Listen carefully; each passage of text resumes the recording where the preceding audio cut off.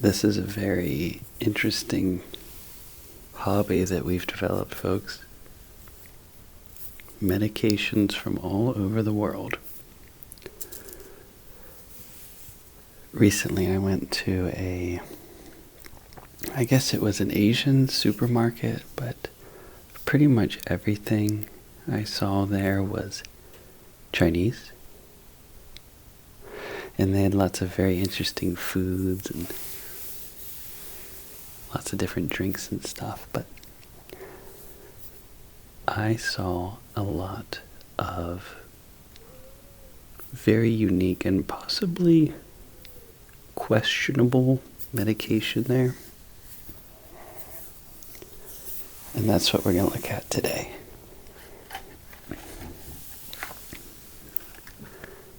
I bought this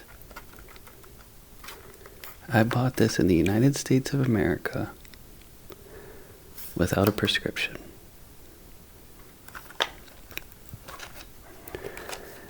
To save you some, I guess, time, I already translated these packages.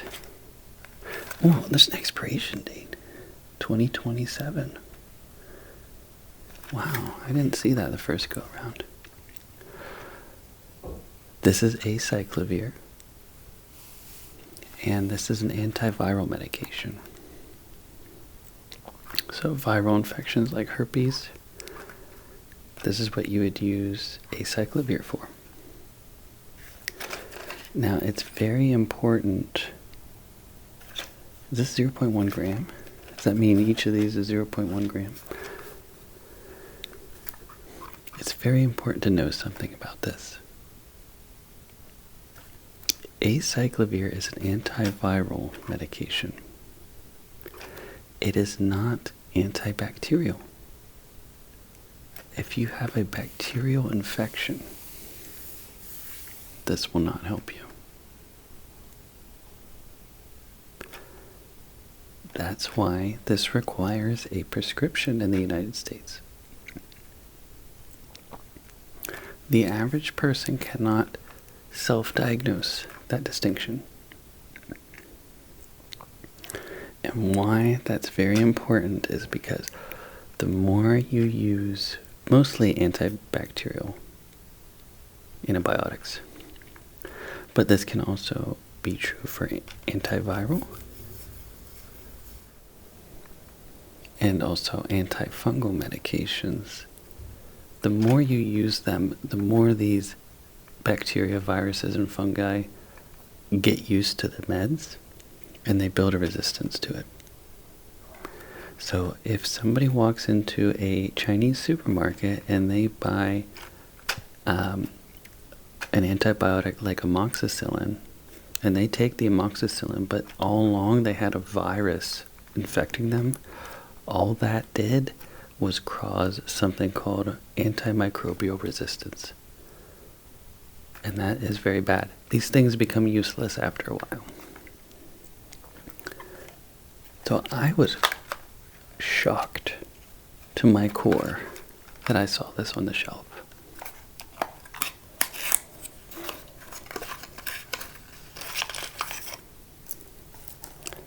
And here they are. Little acyclovirs. Nice little, I'm assuming this is Chinese writing.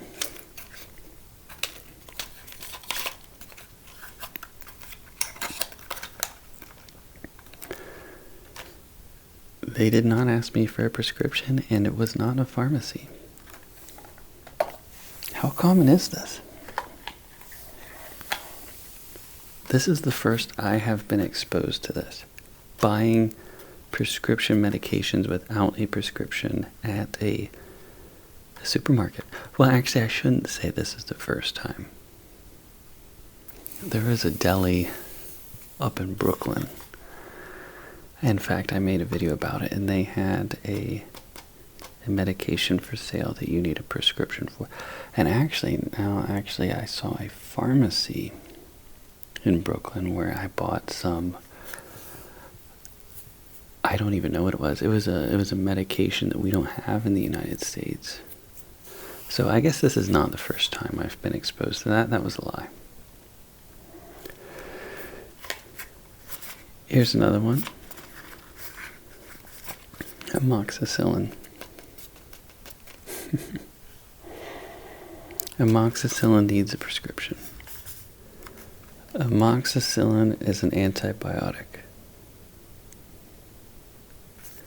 So, again, same logic applies to everything I just said there.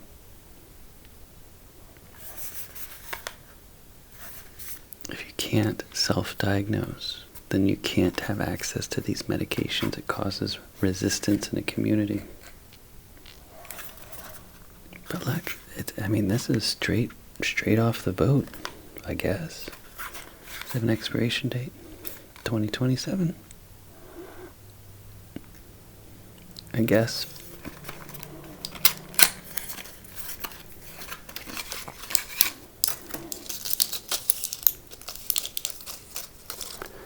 Look at this. A little amoxicillin, 250 milligrams. A little 250 milligram amoxicillin's right there. That's very loud, I'm sorry about that. No prescription, I just walked right in. Here, let's get an antifungal. Here we go. Oh, no, that's an antibiotic. Antifungal. Well, this is an antifungal cream.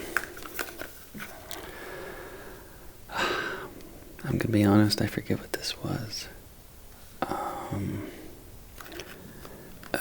It was econazole.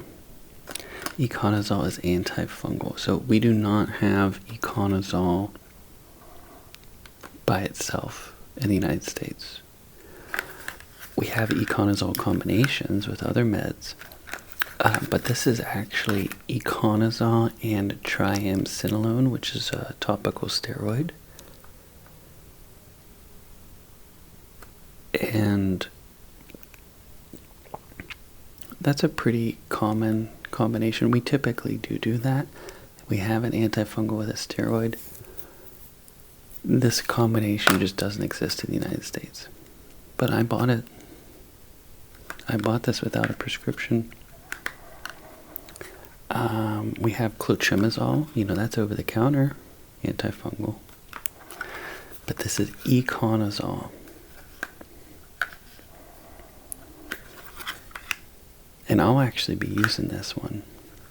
I have been using it actually.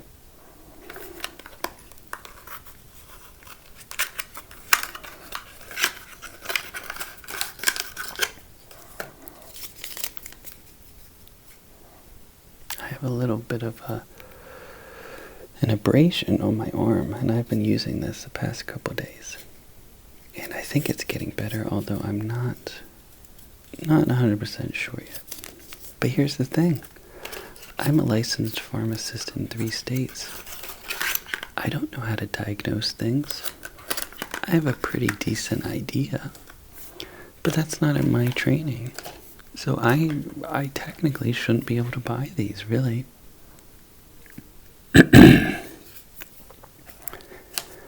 People want to know, what is the difference? So we have an antifungal, an antibacterial, we'll say, antibiotic is what they call that, and an antiviral medication. Well, why can't you use just any of them for an infection? When you go in and look at, let's say, a bacteria, if you were to zoom in on a bacterial cell, you would see differences between how it works, how it looks, and how it behaves between fungal and viral. So if I zoom in on a bacteria, there are going to be enzymes inside of the bacterial cell that have specific functions. And we have, this is called a beta-lactamase, by the way, or a beta-lactamase inhibitor. Amoxicillin is. So this chemical, once you take it into your body, it gets absorbed and goes into the bacteria, and it stops something called beta-lactamase. And I honestly don't know off the top of my head what happens then after that, but the bacterial cell cannot live then without that enzyme. It's stopped and it dies. Do fungal cells have beta-lactamase? Yeast.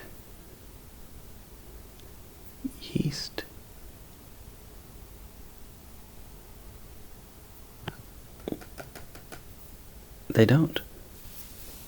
Okay. Do viral cells have beta-lactamase? No. No, they don't.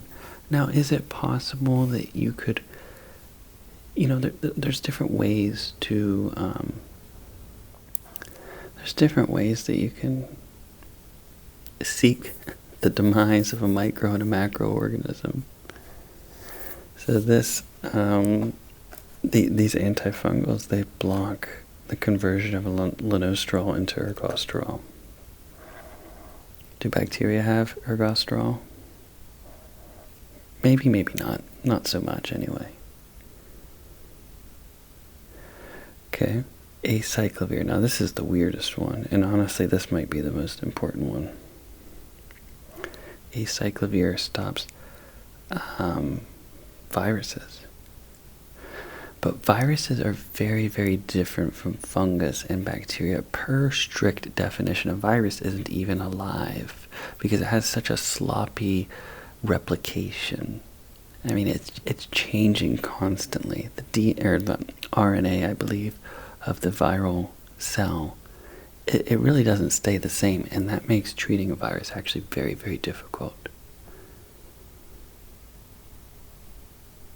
So what this does is it tries its best to stop the virus from replicating.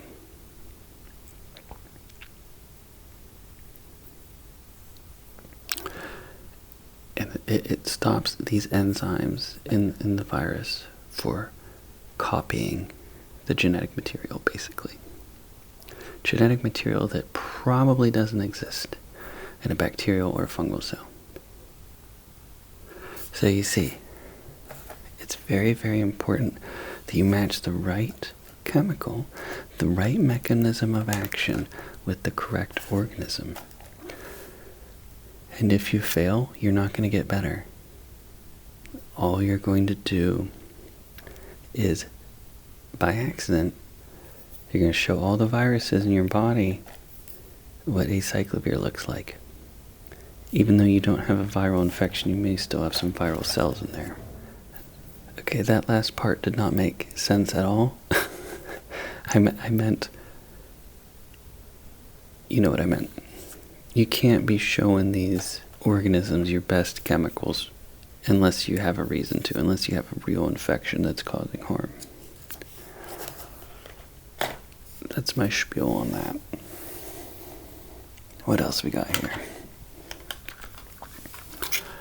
This was crazy to me. I couldn't believe I found this, really. People search far and wide for this one. And I was really... By the way, I have a full video about this Chinese supermarket. It'll be on my main page maybe in a week or so. I don't know. But I saw this little guy on this package.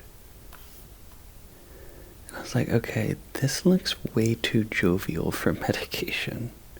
What's going on here? This must be a good one. And boy, was it. So I bought it and I brought it home. Hey, is this expired? Oh no, it says 27. Okay. I bought it and I brought it home. Okay, let's open it up.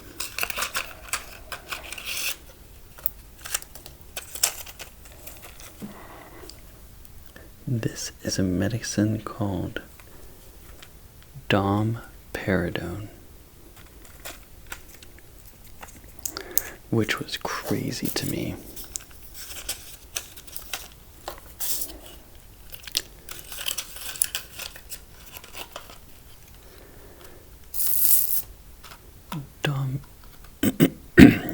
Paradone does not exist in the United States anymore. I was having a very hard time verifying this, but I'm pretty sure it was pulled off the market, and I can't figure out why. I could have sworn I saw this a couple years ago, but I guess either I'm remembering wrong or it was pulled off the market. Paradone is a dopamine antagonist. And this requires a prescription. At least, if it was on the market, it did require one. And if it were to come back, it would require a prescription. But I bought it without one at the Chinese supermarket. So a dopamine antagonist, this can be used for nausea. That's the best indication for this. And it's a good nausea med. We have some similar medications that we still use that are also dopamine antagonists for nausea. Weird side effect about this, it'll cause women to lactate. And there's also some heart issues with this. I presume that's why that you can't just buy this over the counter unless you go to a Chinese supermarket, apparently. So this would be an example of something that is probably too dangerous for the general public to have. Meaning that there's, heart issues, hyperprolactinemia, there's probably considerable drug interactions as well with this. But I just bought it. I mean, isn't that weird? Something doesn't feel right.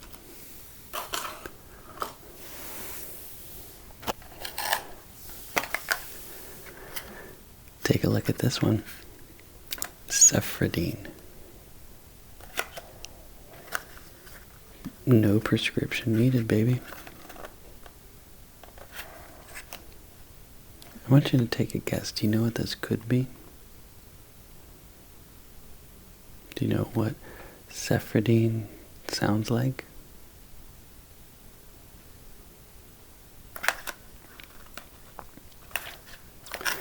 It's an antibiotic.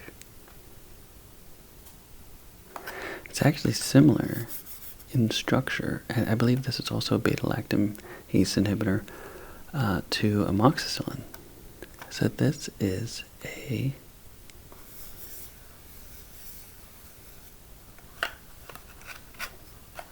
cephalosporin. This is a first-generation cephalosporin, Sephrodine. It does not exist in the United States. And as far as I know, it never did. So you can't even get this with a prescription.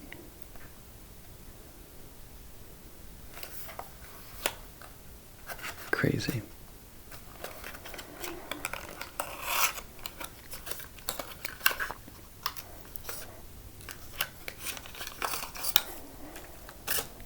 Here's what they look like. I took one out, or did I? Did I take one out? And then I did.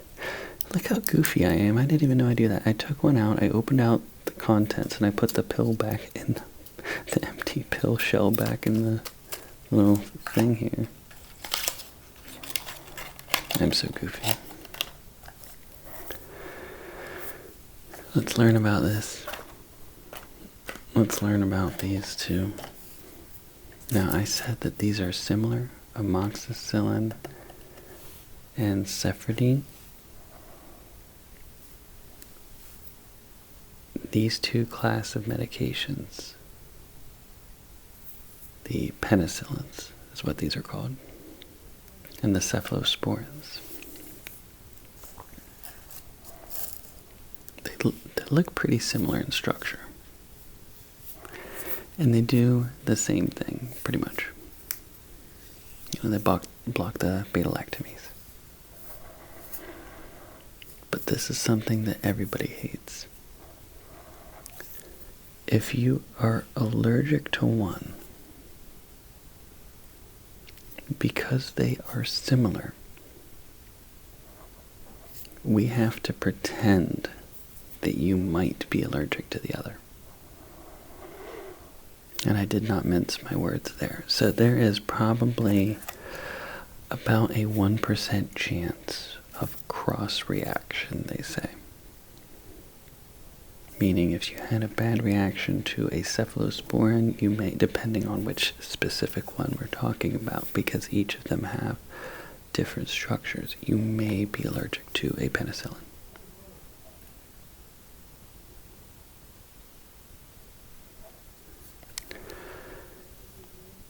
And even though we know that that's a statistically and clinically irrelevant chance, if you're allergic to one and your doctor sends a prescription for the other, they will 100% of the time get a call from the pharmacy. Because that's just the standard of care. There's a phrase in the law world, and they would say, what would a person of similar skills and training do? And even though we all know that you're fine, that it's more of a coincidence rather that you would be allergic to both than an actual clinical thing that you can predict, we still all have to stop all these prescriptions if you're allergic to one of them. Because that's the standard of care. It's the allergy game. Everybody hates the allergy game. And every time I say that, somebody's like, oh, I'm allergic to blah, blah, blah, and I swell up and it's fatal for me.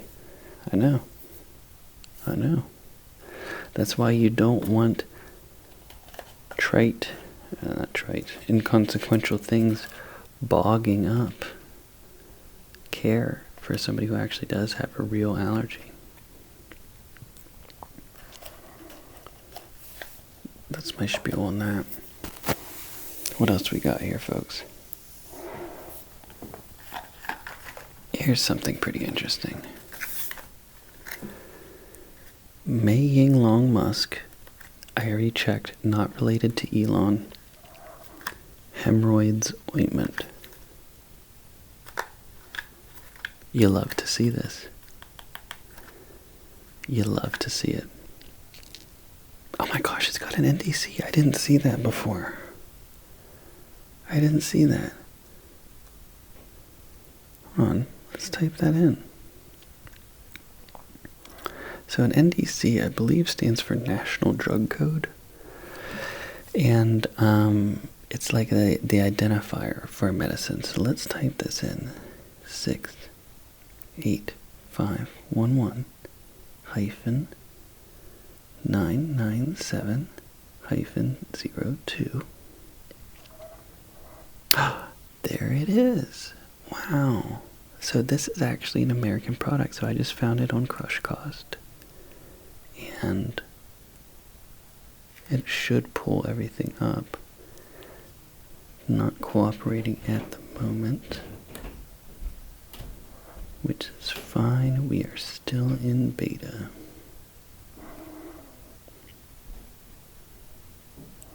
And this is a hemorrhoidal ointment. Look, it pulls up the image. So the active ingredients, that's what we care about. Petrolatum, calamine. Now, I've never seen this before. I've never seen this combination, and I was thrilled whenever I saw this. So this is only for twice a day? Wow. So the other ointment that I really like for hemorrhoids is Preparation H. Preparation H makes a hemorrhoidal ointment, and you have to use that 4 times a day. But this is only twice a day, so that's pretty cool. Now, the petrolatum doesn't really do anything. It's just like kind of soothing. But the calamine is an astringent, and I guess we could liken that to something that... Geez, how do you even define an astringent? Something that really honestly doesn't do much. But in the case of like using putting it in a very sensitive area, I could see that, causing a good heap of help.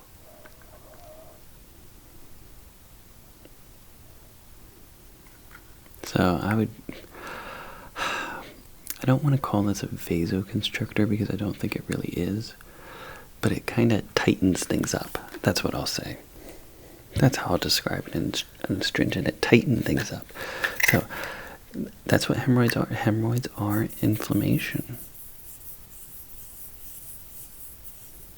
So we want things to be tight. Wow, I did not see that NDC.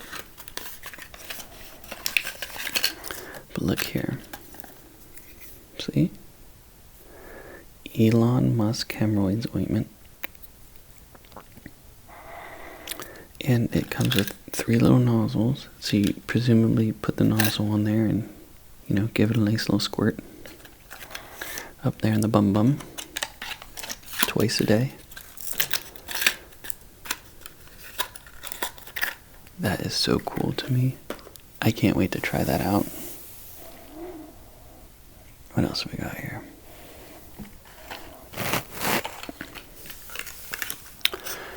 Here we go again. Here we go again, folks. Erythromycin eye ointment. This is an antibiotic eye ointment. Everything I said before. How do you know it's bacterial? Most people can't tell.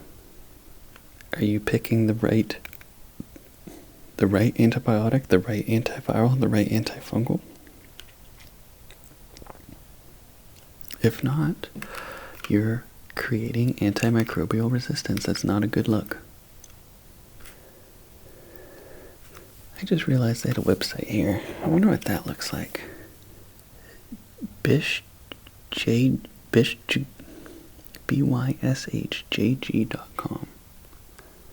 I wonder what that looks like.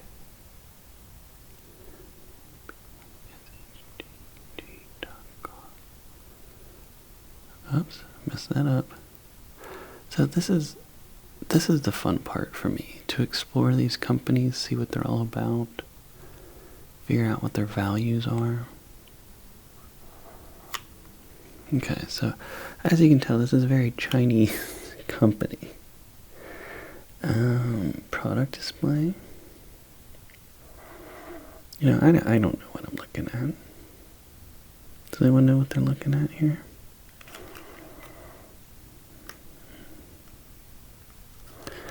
Heaven only knows. Well, there we go. That's a thing. 2029. Okay. Now, I do love erythromycin. This is like a go-to. This is an ointment. If you have a really stubborn bacterial infection, you put this ointment in there. Buddy, you're good to go. This does require a prescription. I don't know how they're selling it without one. But see, look, cute little thing here. little tuberson. And you put the eye ointment, you put it on your finger first, but you pull down your eyelid and then put it in there. Good stuff, high quality product. I love erythromycin.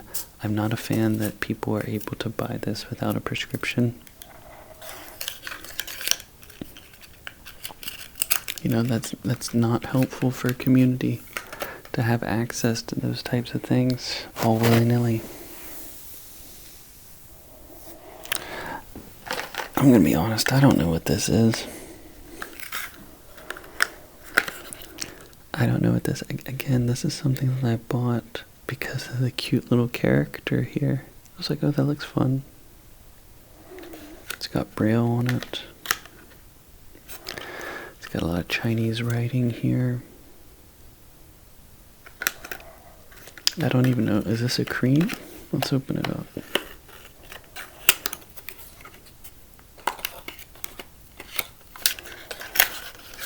It is a cream. Okay, so what type? Oh, I remember what this is now. Oh my gosh, this was so cool. This is dexamethasone cream. Wow, I forgot. Now, steroid creams are very common in the United States. We have triamcinolone, we have betamethasone, hydrocortisone. Hydrocortisone you can buy without a prescription. The other two you need a prescription. Dexamethasone cream does not exist in the United States at all. Not even with a prescription. So I thought this was really, really cool. Now these topical steroids, they reduce inflammation, you know, if you have like poison or whatever. I mean, we like a good topical steroid for a lot of different reasons. But we do not have a dexamethasone cream. So whenever I took this home and I translated it, I was like shooketh. You know, oh my gosh, like, first of all, this is something I never even thought of. It's just weird how like my American mind sees all the available products and I can't really even think about anything else. So I was like, wow, this has escaped my creativity. It was something beyond what I could even muster up in my own mind hole. But I thought this was so cool. Now we do have dexamethasone tablets, we have injection. I think that, oh, there's an oral liquid. You know, for like babies and stuff. I think that's all we have as far as dexamethasone goes. So here's something I don't know. You know, we have lots of different steroid creams. Why don't we have dexamethasone cream? What's wrong about it? What's bad about it? What's so off-putting about a dexamethasone cream that we don't have in the United States? You know what I should do? You know what I found out some medication companies are doing? They're going to other countries. They'll find a drug that they have over there that we don't have in the United States, and then they'll get it approved in the United States and charge thousands and thousands of dollars for it. They didn't even invent anything. They didn't even make anything. All they did was take another drug from another company and get it approved in the United States. Talk about a scam. You know, maybe I should do that. Maybe I should quit making videos and just, right here, why don't I make dexamethasone cream and charge $4,000 a bottle for it?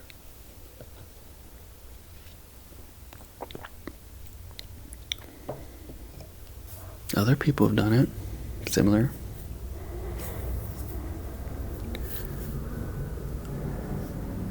The airplanes are just ripping and roaring tonight. But folks, I really enjoyed doing this. I still have some more Chinese meds. I'll keep looking at them if this video does well. I hope it does well.